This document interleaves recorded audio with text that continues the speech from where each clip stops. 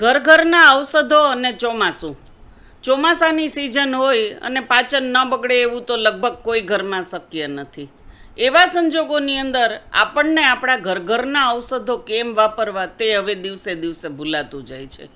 ચોમાસાની સિઝનમાં ખાસ કરીને વાયુને લગતા જે રોગ થાય છે અને વાયુને કારણે પેટ બગડવું, ગેસ થવો, પેટ ભારે લાગવું, ઓટકાર આવવા, મરડો થઈ જવો, આવા નાના મોટા પ્રશ્નો તો અવારનવાર આપણે જોતા હોય છે.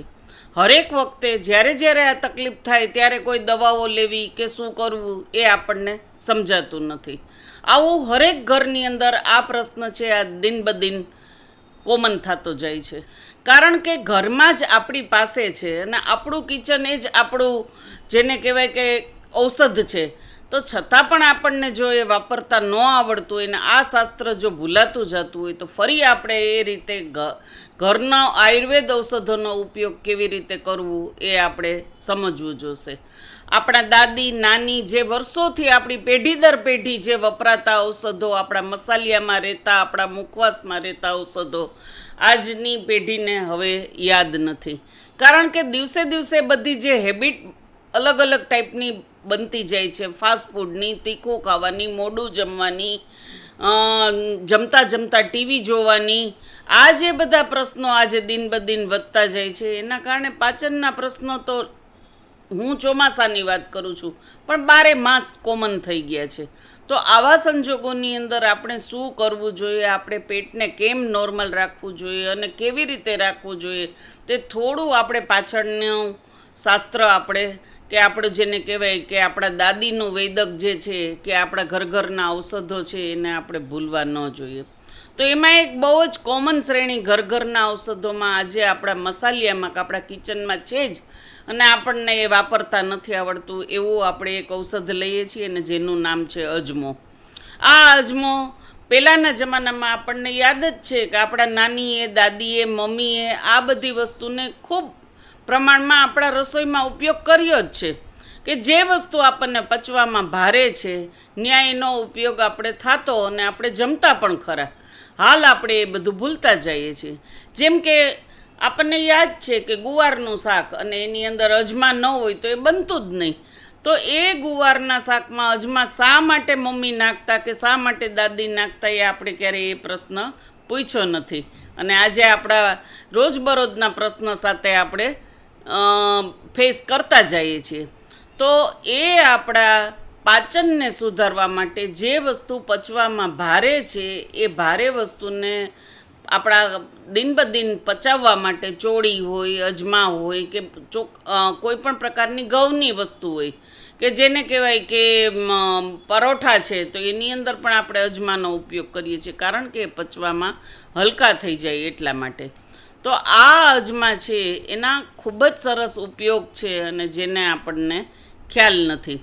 તો પેટની જ્યારે તકલીફ આપણે હોય છે ત્યારે આપણે શું કરવું ને કેવી રીતના અજમા લેવા, તો જેનો સૌથી સરળ ઉપાય જેને આપણે આપણા શાસ્ત્રમાં બતાવેલો છે, આપણા મમ્મી દાદીએ બતાવેલો છે એ ઉપાય છે કે અજમાને રસોઈમાં અને રૂટીનમાં ને આપણા મસાલિયામાં તો સમાવેશ કરવાનો જ છે પણ આપણે એનો મુખવાસ તરીકે પણ આપણે એનો ઉપયોગ કરીએ છીએ. કેવી રીતના? તો આપણને ખ્યાલ જ છે કે સિંધવ કે મીઠું કે લીંબુ કે એ ચડાવીને આપણે એનો મુખવાસ બનાવીએ છીએ અને જમ્યા પછી અડધી ચમચી જો મુખવાસ લેવામાં આવે તો એ ખૂબ જ ફાયદાકારક છે. તો આ રીતે પણ આપણે અજમાનો ઉપયોગ કરી શકતા હોઈએ છીએ. દાળ શાકના વઘારમાં પણ આપણે થોડો ઘણો અજમાનો ઉપયોગ કરતા હોઈએ છીએ. એની સાથે સાથે ઘણા પેશન્ટ છે એ લોકો અજમાની ફાંટ વિશે પણ પૂછતા હોય છે કે આ ફાંટ શું વસ્તુ છે. તો કે અજમાની ફાંટ એટલે ગરમ પાણીની અંદર પાણીને સારું એવું ઉકાળીને એની અંદર અજમા છે એ નાખી દેવાના અડધી ચમચી જેટલા અને એ અડધી ચમચી અજમા નાખેલા હોય એ અજમાના પાણીને થોડી વાર માટે ઢાંકી અને ખુલ્લું કરી નાખવું અને જે બનશે એ અજમાની ફાંટ તૈયાર થશે.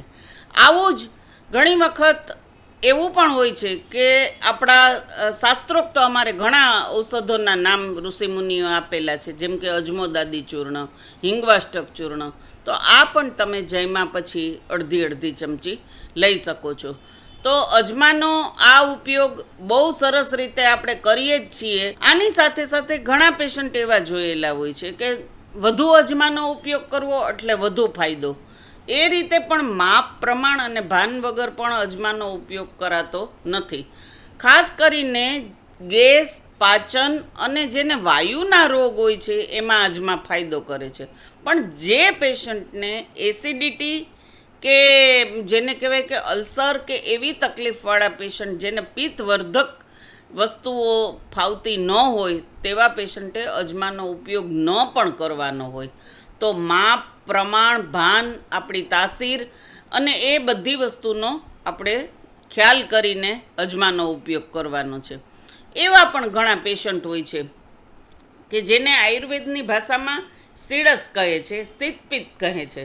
તો શીતપિત્તવાળા પેશન્ટ કે જેને સીડસ અવારનવાર ચામડી ઉપર બધા ભાગ ઉપર ઢીમચા થઈ જતા હોય છે, સીડસ નીકળતું હોય છે, એનો મતલબ એમ થયો કે એને જે ખોરાક ખાય છે તેનું પૂર્ણ પાચન થતું નથી અને એમાંથી વાયુ અને પિત્તની વૃદ્ધિ થવાને કારણે એ લોહીમાં ભળી અને શરીર ઉપર શીતપિત્ત કે અર્ટિકેરિયા કે સીડસ નીકળવાની શરૂઆત થતી હોય છે. તો આવા જે પેશન્ટ હોય છે તે પણ રેગ્યુલર દિવસમાં 2 થી 3 વખત અડધી ચમચી અજમા અને તેમાં થોડો ગોળ નાખીને પણ લઈ શકે છે.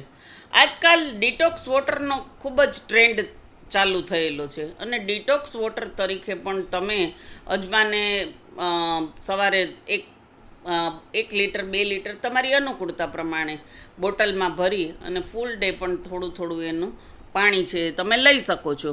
તો આવી સરસ મજાની જે ટ્રીક બધી છે અજમા કેવી રીતે લેવાય અને એમાં પણ ખાસ કરીને ચોમાસામાં કેવી રીતે લેવાય એનું તમને ઘણું જણાવવામાં આવ્યું. એ રીતે સાથે સાથે જેને કહેવાય કે દુખાવાની અંદર ઇજમેટના ફૂલનું તેલ બનાવીને પણ એનો ઉપયોગ કરવામાં આવે છે. તો આ બધી વસ્તુ દુખાવાનો નાશ કરવા માટે પણ બનેલું છે.